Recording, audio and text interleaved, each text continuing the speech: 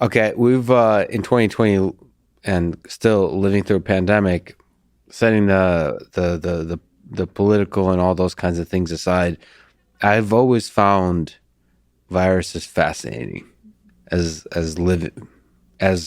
dynamical systems. I was going to say living systems, but I've always kind of thought of them as living, but Yeah. that's a whole nother kind of discussion. Maybe it'd be great to put that on the table. One, do you find viruses beautiful / terrifying? And two, do you think they're living things? Or there's some aspect to them per our discussion of life Yeah. that makes them living? I mean, living in a pandemic saying viruses are beautiful is probably a hard thing, but I do find them beautiful to a degree. I think even even in the sense of mediating a global pandemic, there's something like deeply intriguing there because these are tiny little things, right? Mm-hmm. And yet they can essentially like cause a seizure or like handicap an entire civilization at a global scale. So just that intersection of between our perceived invincibility and our susceptibility to things, and also the interaction across scales of those things is just a really amazing feature of our world. Most technology, whether it's viruses or AI, that can scale in an exponential way, like Right. kind of run, like as opposed to like one thing makes another thing makes another thing. It's one thing makes two things, and those two things make four things, Right. and then like that kind of process also seems to be fundamental to life. Yes.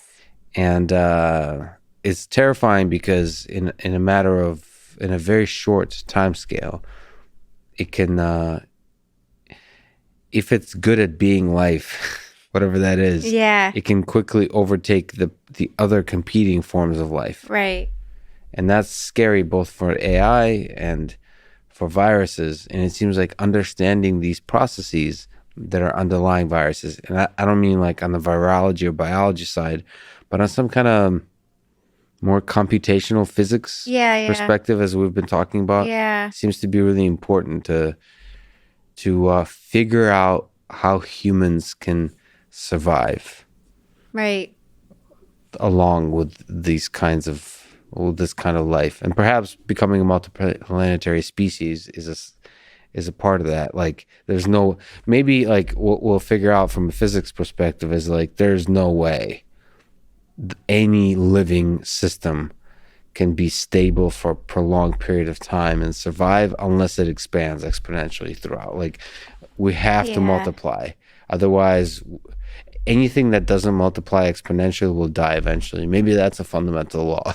Um, maybe.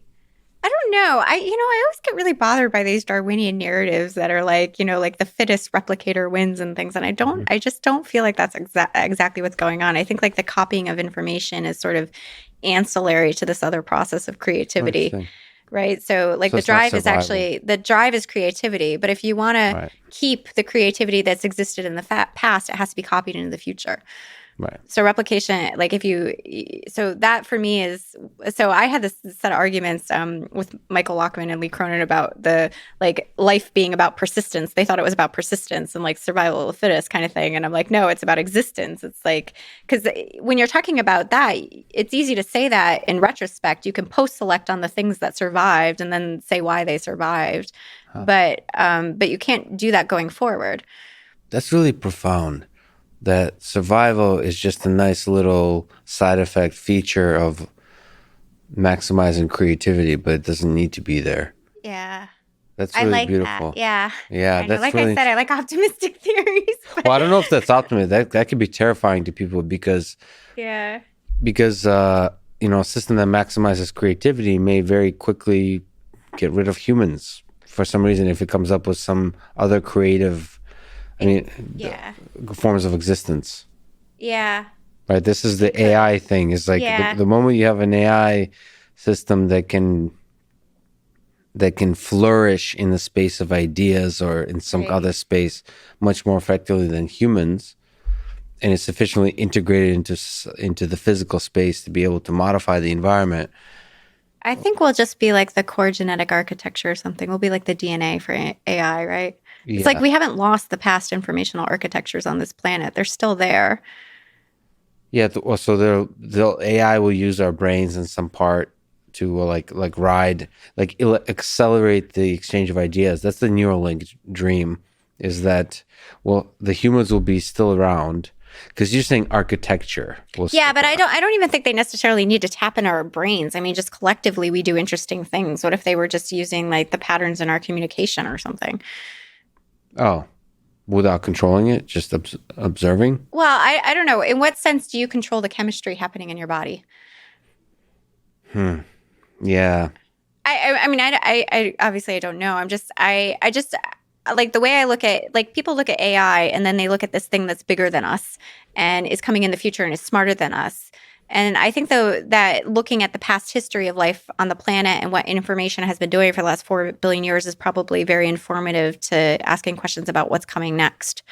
Um, and I don't One is planetary scale transitions are really important for new phases. So the global internet and sort of global integration of our technology, I think, is an important thing. So that's, again, life as a planetary scale phenomena, but we're an integrated component of that phenomenon. I don't really see that the technology is going to replace us in that way. It's just going to keep scaffolding and building. And I also don't have an idea that we're going to build AI in a box. I think AI is going to emerge. AGI, to me, is a planetary scale phenomena that's going to emerge from our technology. Planetary scale phenomena. But do you think an AGI is not distinct from humans? We're the whole package. The whole It package, yeah. comes as a planetary Yes. scale phenomena. And that goes back to the fact that, like, you were, asking questions about you as an individual. Like, what are you as an individual? You're like a packet of information that exists in the particular physical thing that is you. We're all just packets of information, and some of us are aggregates in certain ways, but it's all just kind of exchanging and propagating, right? And processing.